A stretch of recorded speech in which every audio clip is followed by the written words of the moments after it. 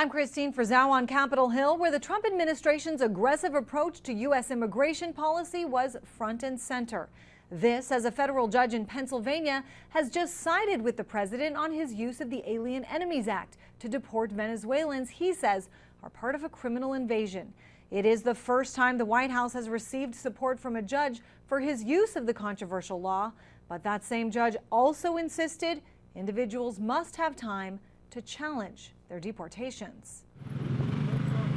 Some U.S. border agents and National Guard troops stationed along the southern border reportedly may soon be called to help with interior enforcement to find and arrest those already living inside the country. The ability to remove people quickly and safely and humanely is something that we would need. Acting ICE Director Todd Lyons telling Congress his agency is still short on resources, a concern echoed by Homeland Security Secretary Kristi Noem, also on Capitol Hill, insisting more money is needed to find and deport the millions who entered the country during the Biden administration. The message that was sent by the last administration was, come to America, send your worst of your worst. In fact, we'll even facilitate their housing, their food, their clothing, and take care of them and treat them better than we treat U.S. citizens.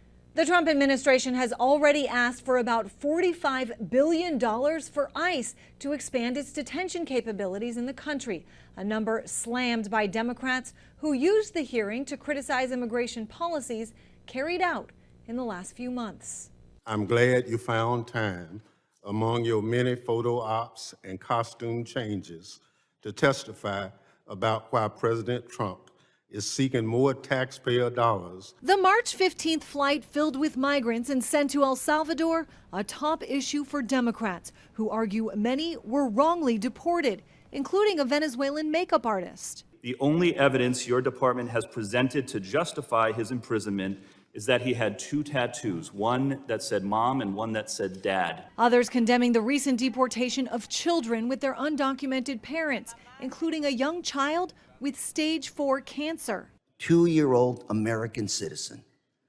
Can't we slow it down and just take a moment before they're deported in 24 hours? Taking a moment to slow down, the opposite of the current strategy by the Trump administration, instead pushing full steam ahead on its mass deportation program.